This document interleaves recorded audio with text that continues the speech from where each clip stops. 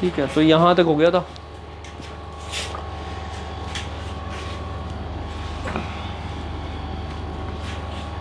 Every real number is a complex number with imaginary part 0।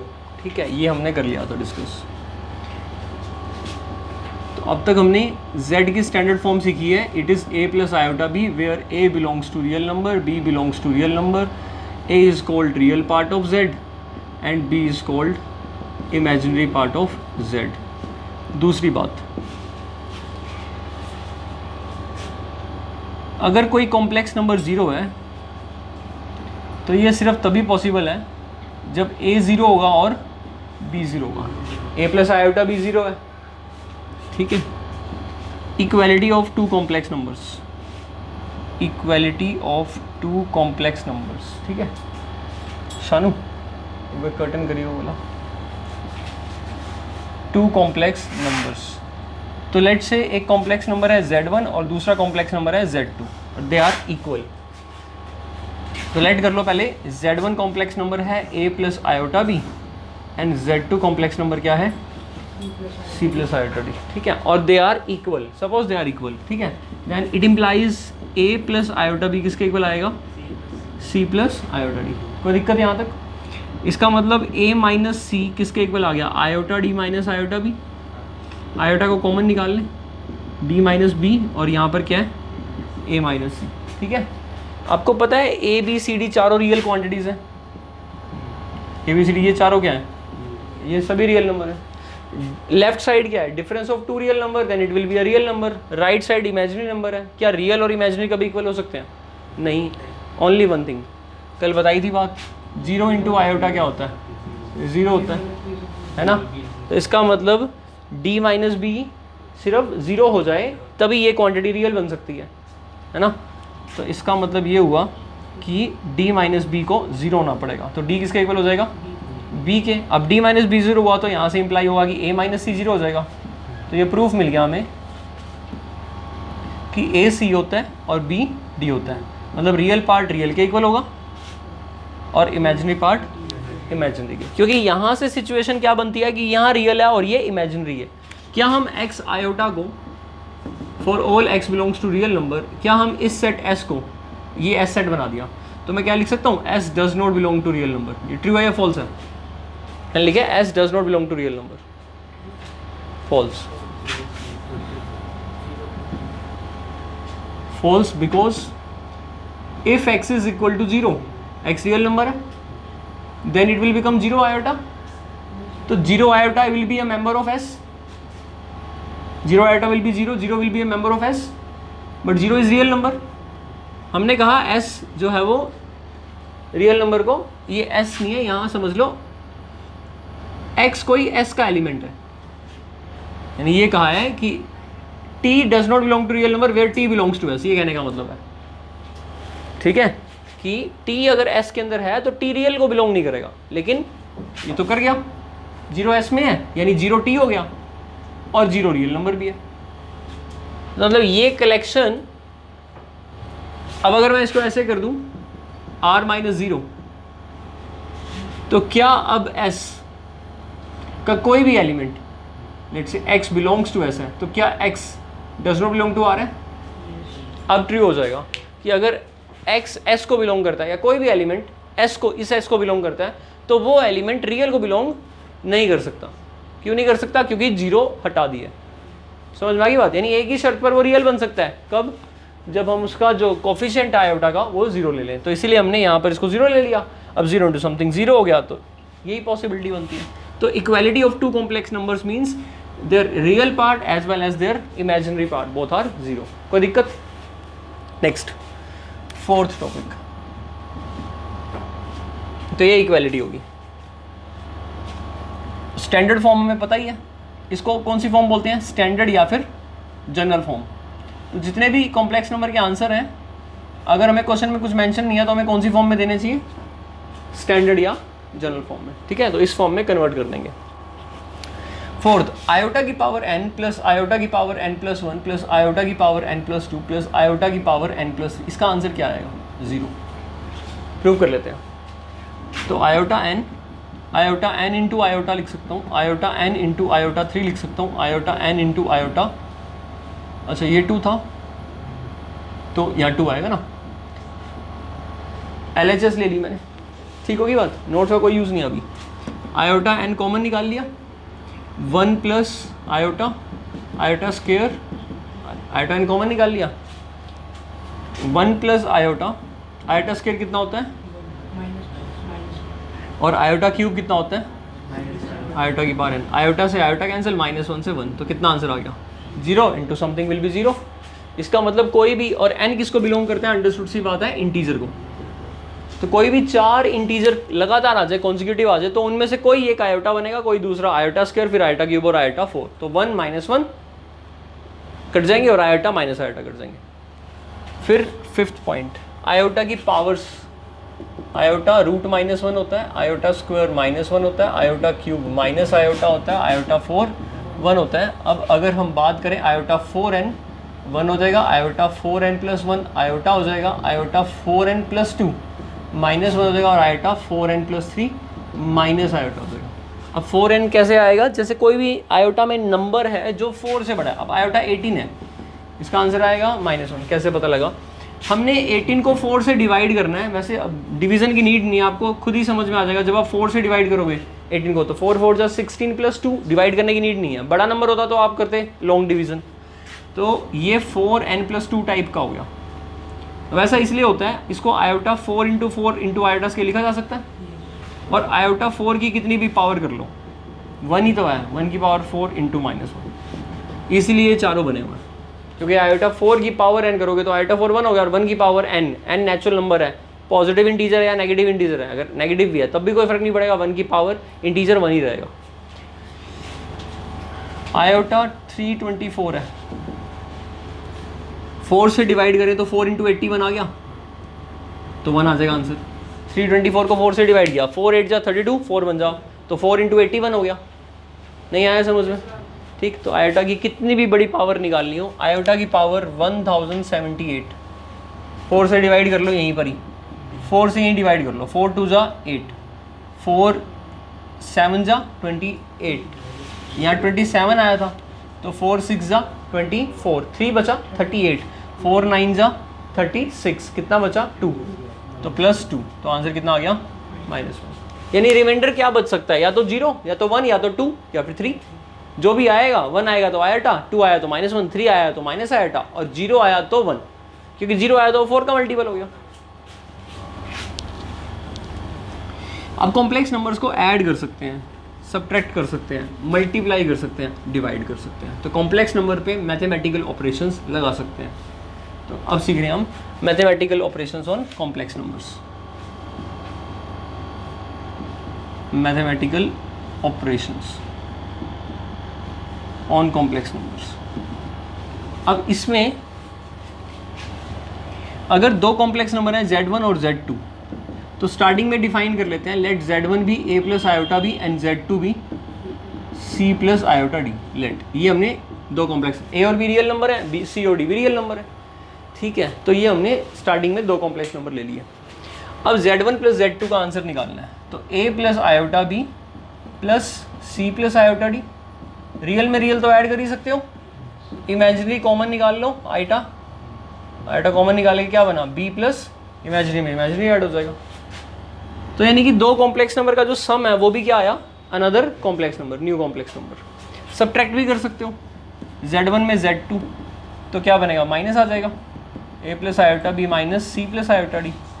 A में C minus हो जाएगा, iota common निकाल लोगे, B में D माइनस हो जाएगा। एग्जाम्पल,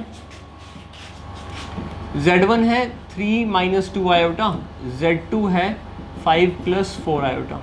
Z1 + Z2 का आंसर क्या आएगा, Z1 में Z2 ऐड करेंगे, 3 और 5 8 + 2 आयोटा, माइनस का 2 आयोटा और 4 आयोटा प्लस का 4 - 2 = 2 आयोटा प्लस का, और Z1 - Z2 करेंगे तो 3 - 5 - 2 -2 - 4 -6 है। सिंपली ऐड और सब्ट्रैक्ट, रियल का रियल के साथ, इमेजिनरी का इमेजिनरी के साथ।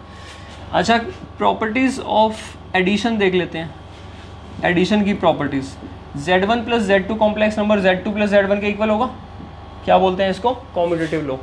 एडिशन में रियल नंबर्स में भी पढ़ते थे, अब कॉम्प्लेक्स नंबर में भी वो प्रॉपर्टी ट्रू है जो रियल में होती थी, तो that is called commutative property. Proof करना हो तो कोई दिक्कत वाली बात नहीं है। ये दो कॉम्प्लेक्स नंबर ले रखे हैं, लेफ्ट निकालोगे तो a plus C plus iota b plus D, right निकालोगे तो c plus A iota d plus B, c plus A और a प्लस सी तो इक्वल होते हैं कॉम्यूटेटिव लॉ से वैसे ही, तो कुछ दिक्कत वाली बात नहीं है। अब 3 कॉम्प्लेक्स नंबर अगर ले लें तो पहले इन दोनों को ऐड कर लें, फिर तीसरे वाला उसमें ऐड कर दें, या पहले 2 को ऐड करके फिर तीसरे वाला ऐड कर दें, तो ट्रू रहेगा। तो इसको क्या बोला जाएगा? Associative law. सेट थ्योरी में भी पढ़ा था, अब आप कॉम्प्लेक्स फील्ड में हो, ठीक है, कॉम्प्लेक्स थ्योरी चल रही है। अब ये आपके पास आ गया कॉम्प्लेक्स नंबर में एसोसिएटिव लॉ, एडिशन की प्रॉपर्टी। अब एडिटिव इनवर्स क्या होता है? z में 0 ऐड कर दो।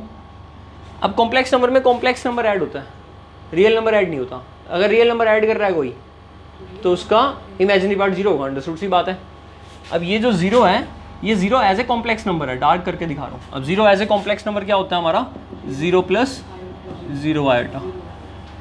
तो किसी भी कॉम्प्लेक्स नंबर में आप 0 प्लस 0 आयोटा ऐड करो तो उसके रियल में भी कॉन्ट्रीब्यूशन 0 और इमेजिनरी में भी कॉन्ट्रीब्यूशन 0, इसका मतलब वापस से z आ जाएगा, और 0 में z ऐड करो तब भी z ही आएगा। तो इस 0 कॉम्प्लेक्स नंबर को 0 प्लस 0 आयोटा को क्या बोला जाता है? Is also called additive identity. इसको बोला जाता है एडिटिव आइडेंटिटी। किसके लिए? कॉम्प्लेक्स के लिए। Additive identity of z, that is a complex number, कोई भी कॉम्प्लेक्स नंबर। ये सारे z कहाँ से आए हुए हैं? वो सेट से, कॉम्प्लेक्स के सेट से।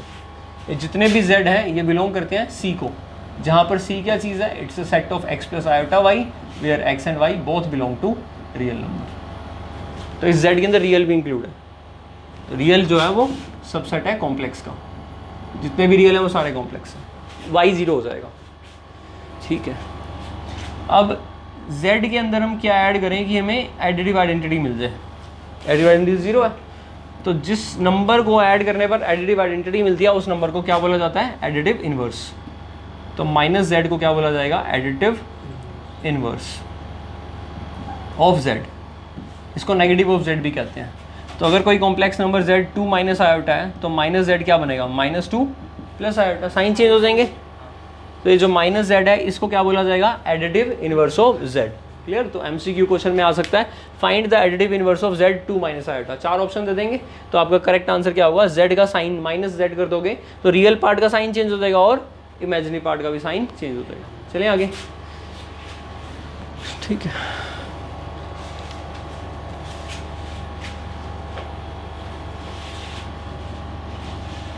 तो ये प्रॉपर्टीज होगी एडिशन की। सब्ट्रैक्शन की कोई प्रॉपर्टी नहीं होती। सब्ट्रैक्शन में एडिटिव आइडेंटिटी एग्जिस्ट नहीं करेगी, लेफ्ट की 0 होगी तो राइट की नहीं आएगी फिर, तो हाँ वो नेगेटिव है ना, तो इसलिए एग्जिस्ट नहीं करती।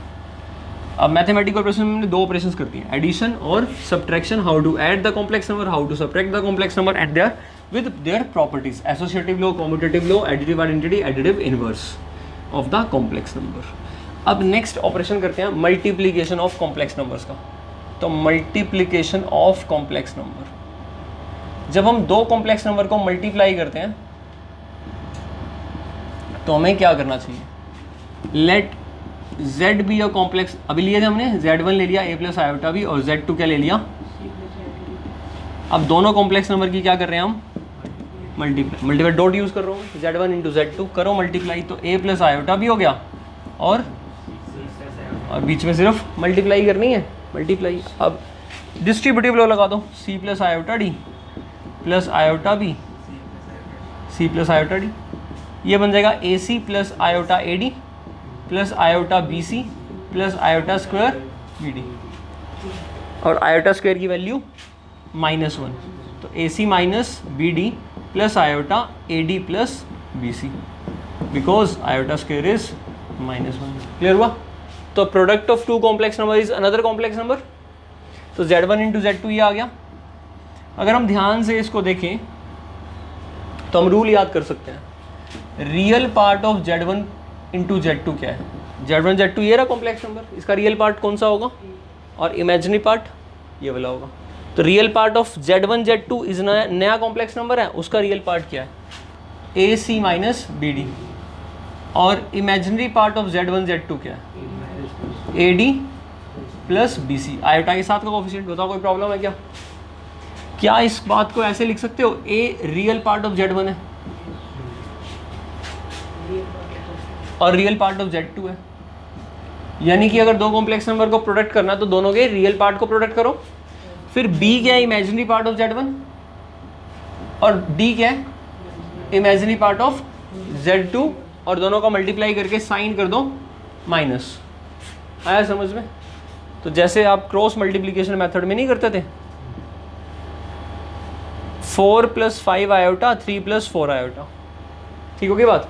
रियल को रियल से कर दो, इमेजिनरी को मल्टीप्लाई करके, और बीच में क्योंकि आयोटा स्क्वायर की वजह से माइनस आ जाता है, फिर क्रॉस करेंगे इमेजिनरी पार्ट के लिए क्रॉस, इसके रियल को इसके इमेजिनरी से, इसके इमेजिनरी को इसके, उसमें प्लस ही करना होगा, यानी उसमें साइन चेंज नहीं करना होगा। तो ये पार्ट बन गया है ना। तो real of Z1 Z2 is real of Z1 into real of Z2 minus imaginary of Z1 into imaginary of Z2। Similarly what is imaginary part, real of Z1, D क्या है, नहीं आ रहा क्या समझ में, इमेजिनरी ऑफ Z2। चले आगे, B क्या है, इमेजिनरी ऑफ Z1, और C क्या चीज़ है, तो रियल ऑफ Z2 पहले लिख देता हूँ, इमेजिनरी ऑफ Z1 बाद में लिख देता हूँ। तो रियल इंटू इमेजिनरी, एक बार Z1 एक बार Z2 एक बार Z2 एक बार Z1, कोई दिक्कत। NCERT की जरा मिसलेनियस एक्सरसाइज का क्वेश्चन नंबर 2 देखना। NCERT कॉर्नर में मिसलेनियस एक्सरसाइज का क्वेश्चन नंबर 2 देखो फटाफट से।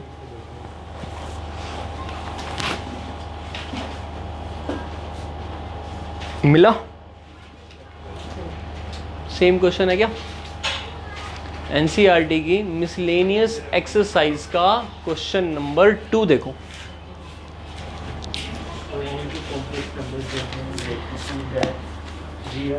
हो गया, डन हो गया।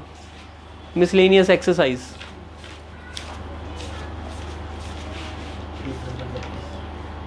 सेकंड क्वेश्चन पढ़ो, सेकंड क्वेश्चन मिला क्या?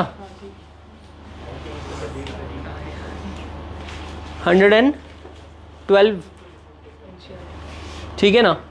तो for any two complex numbers real part of Z1 Z2 is real of Z1 real of Z2 minus imaginary of Z1 into, एक पार्ट दिया, दूसरा पार्ट ये रहा इस क्वेश्चन का। उसने तो एक ही प्रूफ कराया है, हमने साथ साथ ये भी कर लिया। कैसे करा प्रूफ? ऐसे ही, द स्टैंडर्ड बेसिक आइडिया, कोई दिक्कत नहीं है किसी को। अभी अगर मेरे को दो कॉम्प्लेक्स नंबर की मल्टीप्लाई करनी हो, 2 + 3 आयोटा 4 + 5 आयोटा, कैसे करोगे? 2 4 जा 8, 3 5 जा 15, 8 में से 15 गया माइनस का 7, 2 5 जा 10, 3 4 जा 12, आंसर आ गया। क्लियर? अब अगर मान लो ये वाला फॉर्मूला आप याद नहीं करते, कोई दिक्कत नहीं है, सिंपली मल्टीप्लाई कर लेना। 2 4 जा 8, फिर 2 5 जा 10 आयोटा, फिर 3 4 जा 12 आयोटा, और 3 5 जा 15 आयोटा स्क्वायर। अगले स्टेप पर आयोटा स्क्वायर -1 आते ही 8 - 15 -7 + 22 आयोटा। बस वो 4 पॉइंट्स वो लिखने हैं या नहीं लिखने, आपके ऊपर डिपेंड करता है। अगर आप सोच लो कि रियल को रियल से, इमेजिनरी को इमेजिनरी से, जल्दी हो जाएगा, नहीं तो एक स्टेप लग जाएगा, क्या फर्क पड़ेगा, गलती नहीं करनी बस। तो ये हो गया हमारा मल्टीप्लिकेशन ऑफ कॉम्प्लेक्स नंबर्स। अब मल्टीप्लिकेशन की प्रॉपर्टीज क्या है, ये हम जो पढ़ रहे हैं, ये हम सारा पढ़ रहे हैं अलजेब्रा ऑफ कॉम्प्लेक्स नंबर्स, कि कॉम्प्लेक्स नंबर के साथ कैसे ट्रीट किया जाता है। दो कॉम्प्लेक्स नंबर आपस में प्रोडक्ट होकर, प्लस होकर, माइनस होकर क्या देते हैं, डिवीजन होकर क्या मिलता है। तो अब Z1 को अगर Z2 से करें या Z2 को Z1 से करें तो इक्वल होगा या नहीं होगा? होगा। इसको क्या बोलते हैं? Commutative law. लेकिन ये कॉम्यूटेटिव लॉ है मल्टीप्लिकेशन में, और वो कॉम्यूटेटिव लॉ किसमें था? एडिशन। सबकी प्रॉपर्टीज है, सब्ट्रैक्शन की नहीं है कॉम्यूटेटिव लॉ की, क्योंकि वो होल्ड ही नहीं करता। अब Z1 Z2 Z3 तीन कॉम्प्लेक्स नंबर हैं, पहले Z2 Z3 की मल्टीप्लाई कर लें, या Z1 Z2 की पहले कर लें फिर Z3 से कर लें, तो ये एसोसिएटिव लॉ होगा। और ये भी क्या है? ट्रू है ना। अब करके देख लेना, इक्वल आ जाएंगे। तीन कॉम्प्लेक्स नंबर अलग अलग लेना। Z1 को किस नंबर से मल्टीप्लाई कर दें कि आंसर Z1 ही आ जाए? 1 से। पर ये 1 सिंपल 1 नहीं है, ये एक्चुअल में क्या है? 1 + 0 आयोटा। क्लियर होगी बात? ठीक है, 1 ही लिख दिया मैंने। 1 × Z1 = दिस। तो 1 को क्या बोला जाएगा? यानी 1 + 0 iota that is 1 is called, क्या बोला जाएगा? Multiplicative identity.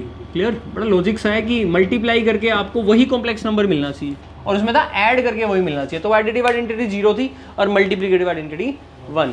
अब इस आइडेंटिटी के बेस पर क्या निकाला जा सकता है, मल्टीप्लिकेटिव इनवर्स, जैसे एडिटिव इनवर्स निकाला था। तो अगर मेरा कोई कॉम्प्लेक्स नंबर Z1 है तो उसको हम किसी दूसरे कॉम्प्लेक्स नंबर Z2 से मल्टीप्लाई करें और हमारा आंसर क्या आ जाए 1, तो Z2 को क्या बोला जाएगा, Z2 is called multiplicative inverse MI multi of what Z1। तो Z2 की वैल्यू 1/Z1 होगी, इसको डिवाइड में ले गए, और इस Z1 को ऊपर लिख कर क्या लिख सकता हूँ, Z1 की पावर, इसको इनवर्स पढ़ते हैं हम, क्लियर होगी बात। इसका मतलब Z1 और Z2 is the multiplicative inverse of Z1, तो मल्टीप्लिकेटिव इनवर्स ऑफ Z1 को Z1 की पावर -1 से भी दिखा सकते हैं, तो Z ही लिख देता हूँ, 1 नहीं यूज़ कर रहा मैं। तो आपके पास ये फॉर्मूला बन गया, the multiplicative inverse of Z is 1/Z, 1/Z ही तो था ना, 1/Z1 मल्टीप्लिकेटिव इनवर्स, ठीक है। तो मान लो अगर क्वेश्चन कहे कि मान लो क्वेश्चन कहे find multiplicative inverse of iota, multiplicative inverse of iota, तो आयोटा भी तो कॉम्प्लेक्स नंबर ही है, 0 प्लस आयोटा स्टैंडर्ड फॉर्म में। आयोटा का मल्टीप्लिकेटिव इनवर्स क्या निकलेगा, 1 आयोटा, मतलब Z क्या हुआ इस केस में मेरे पास आयोटा, और मल्टीप्लिकेटिव इनवर्स क्या होता है Z पावर -1, जिसको मल्टीप्लिकेटिव इनवर्स कहते हैं, किसके इक्वल हो जाता है 1/Z, 1/आयोटा। जब भी ऐसे आ जाए तो आपको क्या करना होता है, कॉन्जुगेट लेना होता है, रैशनलाइज करना होता है, समझ लो आयोटा से मल्टीप्लाई डिवाइड, ऊपर आयोटा आया, नीचे कितना आ गया आयोटा स्क्वायर, आयोटा स्क्वायर कितना होता है -1, कितना आ गया -आयोटा, आया समझ में। और आयोटा की बार -1 भी -आयोटा हमने पढ़ा था। अगर मैं -आयोटा का पूछ लूँ तो आंसर क्या आएगा, -आयोटा का इनवर्स आयोटा आ जाएगा, ठीक है। आयोटा का मल्टीप्लिकेटिव इनवर्स -आयोटा होता है और -आयोटा का प्लस आयोटा, ठीक है। 3 + 4 आयोटा का मल्टीप्लिकेटिव इनवर्स तो 1/Z होता है, तो 1/3 + 4 आयोटा। हमें स्टैंडर्ड फॉर्म चाहिए, तो जैसे रैशनलाइज करते थे ना वैसे ही कर देंगे, 3 - 4 आयोटा आ गया, नीचे अब क्या करना है मल्टीप्लाई, अभी सिखाया था, रियल को रियल से, इमेजिनरी को इमेजिनरी से, हाँ वो भी लगा सकते हैं, ठीक है। चलो दोनों बातें अभी मैंने सिखाई नहीं थी ना, a - b a + b क्या आ जाएगा, a² माइनस, तो 3 का स्क्वायर 9 -4 आयोटा का स्क्वायर होगा, ध्यान रखना, 3 - 4 आयोटा 9 -16 आयोटा स्क्वायर, और आयोटा स्क्वायर -1 डल गया तो प्लस हो गया, 69 कितना आ गया 25 आ गया, कितना बन गया 3/25 + 4/20। अब ठीक है, ये क्या चीज़ आ गई, मल्टीप्लिकेटिव इनवर्स। स्टैंडर्ड फॉर्म में ही कॉम्प्लेक्स नंबर का आंसर दिया जाता है। तो how we find out multiplicative inverse, जो भी कॉम्प्लेक्स नंबर दे रखा है उसको 1 डिवाइड में कर लेंगे और फिर इस तरह से रैशनलाइज कर लेंगे, ठीक है। डिवीजन की नीड क्या है, कर ही लिया हमने डिवीजन, देखा जाए तो, है ना, हाँ। लेकिन फिर भी चलो एक बार स्टैंडर्ड बता देता हूँ, अगर 2 कॉम्प्लेक्स नंबर डिवाइड में आ रहे हैं तो उसको देखो, अब क्वेश्चन ऐसे आ जाता है, convert into simplest, convert into standard form. Standard form क्या होती है कॉम्प्लेक्स नंबर की, a + आयोटा भी स्टैंडर्ड फॉर्म में कन्वर्ट करना है। पहला 2 - 3 आयोटा -4 + आयोटा, क्या ये स्टैंडर्ड फॉर्म में है, नहीं है, तो स्टैंडर्ड फॉर्म में कन्वर्ट करना है। दूसरा 3 - 4 आयोटा 5 + 3 आयोटा, स्टैंडर्ड फॉर्म में कन्वर्ट करना है।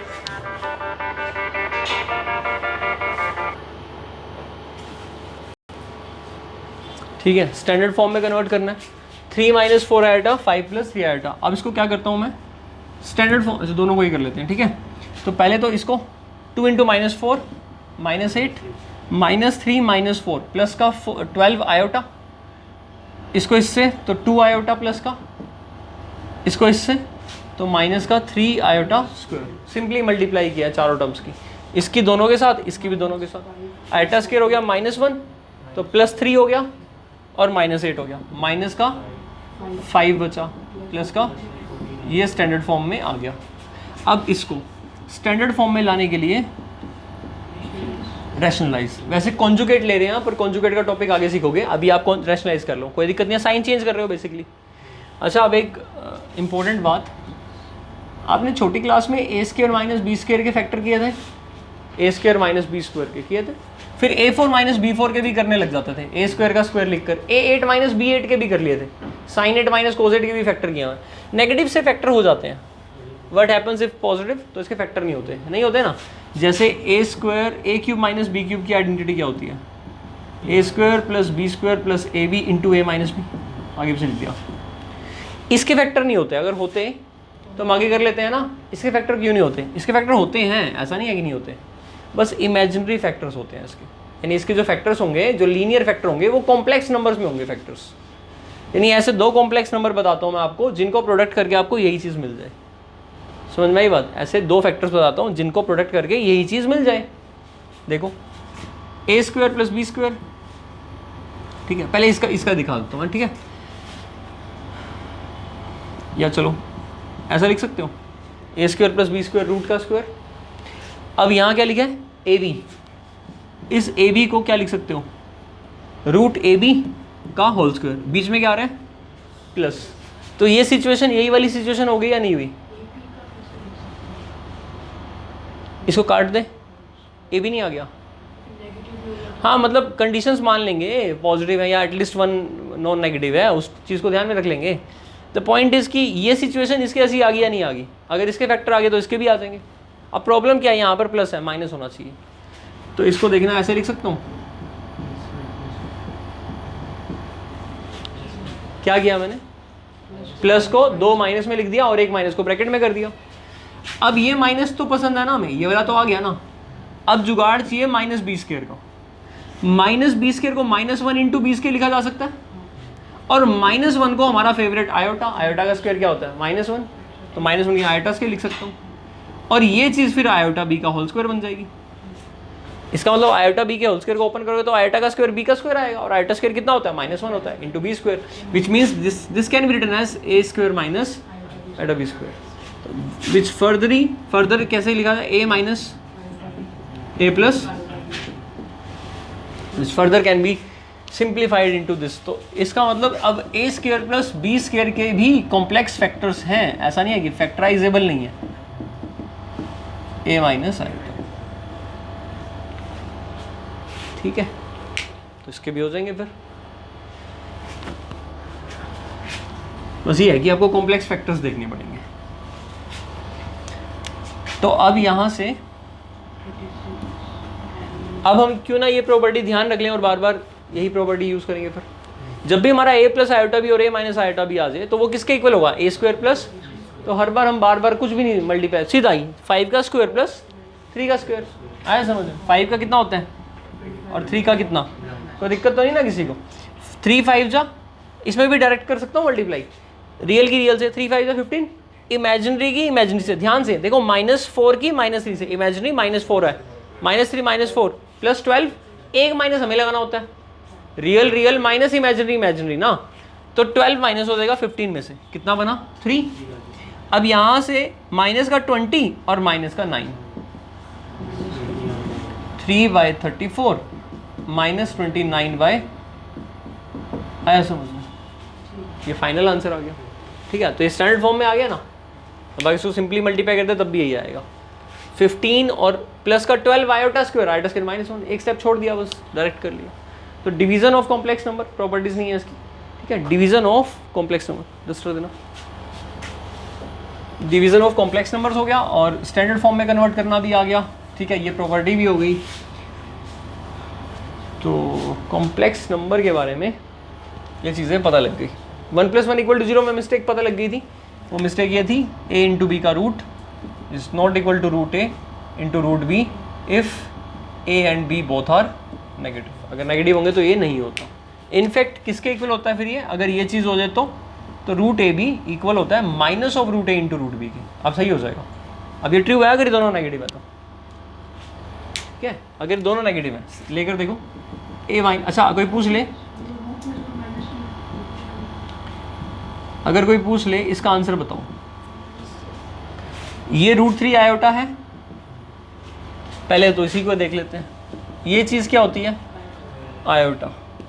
ये चीज़ क्या होगी? अब पता नहीं क्या होगी, सुनो ध्यान से। -1 × 4 का रूट लिख सकता हूँ ऐसे, एक तो पॉजिटिव है ना, रूट -1 × √4 लिख दूंगा। √4 का कितना आ जाएगा? 2 आयोटा। क्लियर होगी बात? और वैसे भी 2 आयोटा मतलब 2 √-1, 2 अंदर जाएगा तो स्क्वायर में ही जाएगा, सही है ना। अब अगर -3 है तो -1 × 3, इस पे भी √3 आयोटा, ठीक है, मतलब जो अंदर नंबर है अगर वो परफेक्ट स्क्वायर है तो 9 है तो 3 बार आ जाएगा, 5 है तो नहीं आएगा तो √5 ही आएगा, बस आयोटा लग जाएगा। और ये चीज़ भी वही है, ये कितना हुआ √3 3 आयोटा स्क्वायर, कितना आंसर आया? ये है सही तरीका, ये सही तरीका है। गलत क्या है? ये दोनों ही नेगेटिव है, अंदर ए और बी दोनों नेगेटिव है, तो आप इस चीज़ को ऐसा नहीं लिख सकते, ना ही इसको ऐसा लिख सकते हो। अगर कोई बच्चा सोचे कि इनकी मल्टीप्लाई करते हैं, जैसे वो छोटी क्लास में √3 की √4 से करता तो √12 कह देता ना, अगर कोई बच्चा यहाँ पर ये कहे इसको मैं ऐसे लिख देता हूँ तो 9 बन गया, उसका आंसर 3 आ जाएगा, जो कि गलत है। करेक्ट आंसर तो -3 है। इसका मतलब ये चीज़ जब दोनों नेगेटिव हो तो होल्ड नहीं करेगी, अगर दोनों नेगेटिव हो तो क्या सही होल्ड करेगा? आ गया? मीन्स अगर आपने ऐसे ही करना है ना तो बाहर माइनस आगे कर लो तब भी सही आएगा आंसर, ये तो वैलिड फॉर्मूला है, ठीक है। बाकी आयोटा में ये एक्सप्रेस कर लिया करो, वो ज़्यादा बेटर रहता है। अच्छा,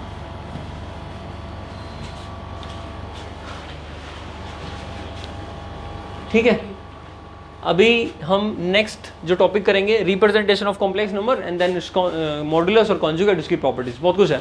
फर्स्ट एक्सरसाइज हो जाएगी, दिखाना, फर्स्ट एक्सरसाइज हो जाएगी यहाँ तक।